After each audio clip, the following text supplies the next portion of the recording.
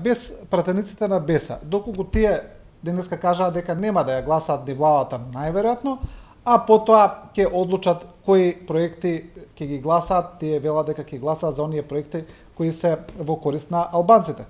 Значи без БЕСА сега парламентарното мнозинство има 62 пратеника.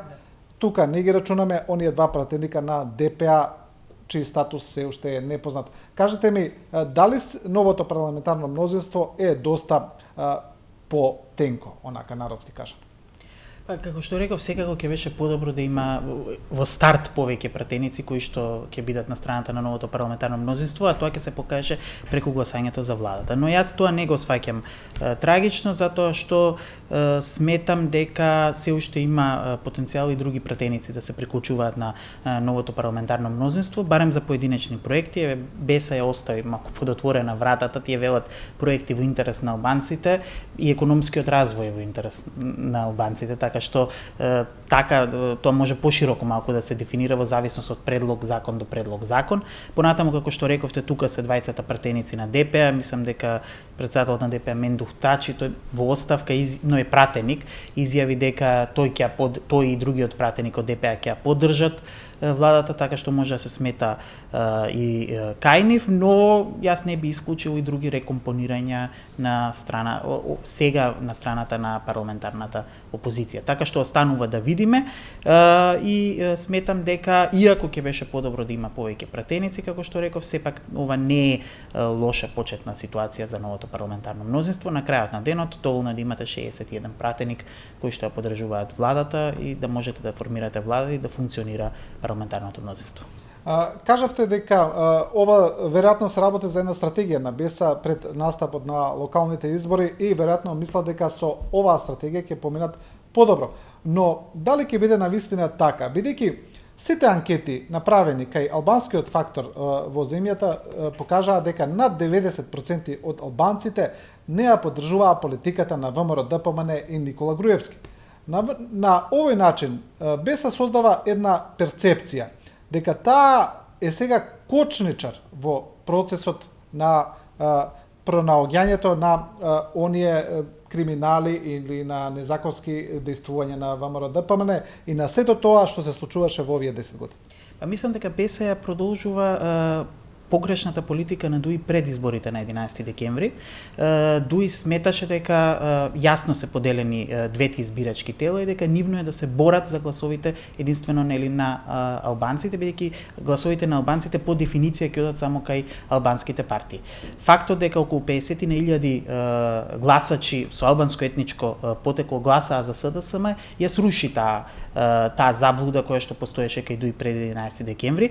БЕСА настана како протестно движење токму против системот што го создадоа ДУИ и ДПА во изминатата декада. Сега гледаме дека практично БЕСА се враќа назад на она каде што ДУИ погреши и сака да зборува единствено за албанци гласачи за кои што ними ми грижа и дека не им грижа за останатите и на тој начин сметаат дека ќе оттргнат од гласовите на ДУИ. Тие забораваат дека за гласачите албанци во Република Македонија имаат повеќе од еден конкурент. Да, кога зборуваме за ставовите на БЕСА, еден од нив е дека тие не сакаат да учествуваат во владата поради оние членови на ДУИ кои се предложени за кандидати за министри, но тоа е едно доста легитимно прашање. ДУИ веќе представи некои од кандидатите за министри, тука гледаме некои старо нови имиња, има доста стари функционери. Мислите ли дека вие тоа може да биде навистина пречка за изведување на пошироки или по-суштествени реформски процеси? Предизвик ќе биде, да. Секако дека никој не е среќен со тоа, но тоа е ДУИ, тоа се кадрите на ДУИ, политиката е прагма, на крајот на денот ви морате да составите парламентарно мнозинство, може да има доста предизвици со оглед на тоа што дел од реформите ќе се однесуваат на проекти кои што во минатото биле спроведувани од страна на министри на ДУИ. Гледате се ситуацијата со екстерното тестирање. Министерот се уште актуелен од ДУИ за образование, вели екстерно тестирање ќе има. Идната власт, нели, во која што ДУИ ќе учествува, а е предводена од СДСМ, вели дека едно од првите работи што ќе ги направат ќе биде да го укинат екстерното тестирање. Еве ви, Еве прва ситуација каде што може да има проблем. Секако дека ќе има. Да, се сеќаваме на ставовите на министерот Абдулаким Адеми, на пример, Да, за екстерното, да, кој го бранеше онака баш до крај. До крај го бранеше, иако тоа не беше толку проект на ДУИ, повеќе беше проект на ВМРО-ДПМН, меѓутоа тој беше прилично цврст во бранењето, па законот за високо образование, ако се сеќавате, и студентските протести во тоа време беше Абдулаким Адеми министер за образование. Се ова покажува дека ќе има предизвици, но треба да се настапи прагматично во смисла да се гледа големата слика, да се гледаат основните реформски приоритети и да се договараат чекор по чекор работите што треба да бидат преземени. Видете, јас не мислам дека е голем проблем за државата ако владата има од време на време проблеми.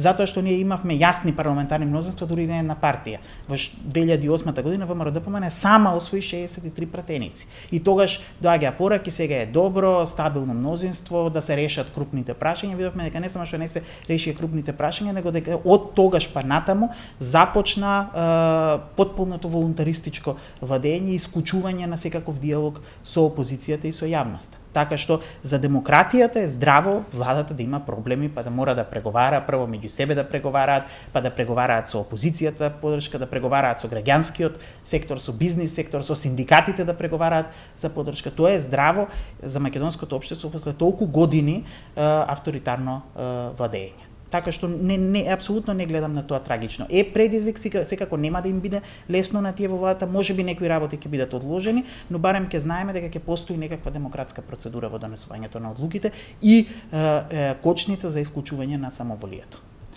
Еден од главните предизвици за новата влада ќе биде и организирање на локалните избори. Мислите ли дека со оглед на датумот кога се закажани новото парламентарно мнозинство или новата влада предводена од СДСМ ќе има доволно време да ги покаже промените кои ги најавува, пред се промените во функционирањето на правната држава, но и во сите оние други пред се економски сфери? Па се уште не се закажани. Промените не се направени во изборниот закон, колку знам, договорено е 15 октомври. Тоа ќе биде веќе сериозен предизвик, многу повеќе од ова претходното, затоа што на секоја влада треба да ја дадат дадени, нели барем оние 100 дена да покаже реформи. Ако владава биде избрана до 1 јуни, тоа се јуни, јули, август и половина од септември, тоа е веќе влез во изборната кампања за евентуални локални избори на 15 октомври и плюс тука се наоѓаат и летните месеци, кога многу од процесите се забавуваат, меѓу другите има и судска ферија, така што мислам дека ќе биде тоа голем проблем за новата влада и не знам дали ќе се остане на договорот од 15 октомври или евентуално уште малку ќе се пролонгираат локалните избори, бидејќи мора новата влада да има фер шанса да покаже дека ги исполнува предизборните ветувања. А во ваква една ситуација можеби таа ќе има 100 дена, но нема да бидат премногу фер условите. ВМРО-ДПМН, како што гледаме, продолжува да бара предвремени парламентарни избори заедно со локалните, но еве веќе во политичките кулуари се создаваат некои нови шпекулации. Една од нив е дека локалните избори ќе се одржат напролет некој месец, да речеме во април. А има и една најнова шпекулација, тоа е дека со локалните може да се одржат и предвремени председателски избори. Верувате ли вие во таа приказна? Дека локалните избори може да се одржат напролет, да, тоа е сосема можно. Како што реков, не само можно, него некаде и потребно. Затоа што ја имате оваа ситуација сега со новата влада, која што ни првите 100 дена нема да ги има мирни, да не зборуваме за понатаму. Во однос на председателските избори, предвреме председателски избори се можни на два начина. Едното е со постапка за отповикување на председател со импичмент, која што во втора инстанција донесува, конечната одлука, однесува Уставниот суд. Значи тоа е тешко релативно да се изведе. И второ е председателот, актуелниот председател Иванов сам да поднесе оставка, во што јас во моментов не верувам. Така што не знам дали колку е таа заснована шпекулација да има предвремени председателски избори. Но како и да е, моje мислење е дека по формирањето на новата влада, председателот Иванов и да остане на својата функција до крајот на мандатот, ќе биде многу помалку присутен во јавноста отколку што беше присутен последните 6 месеци, особено после изборите на 11 декември.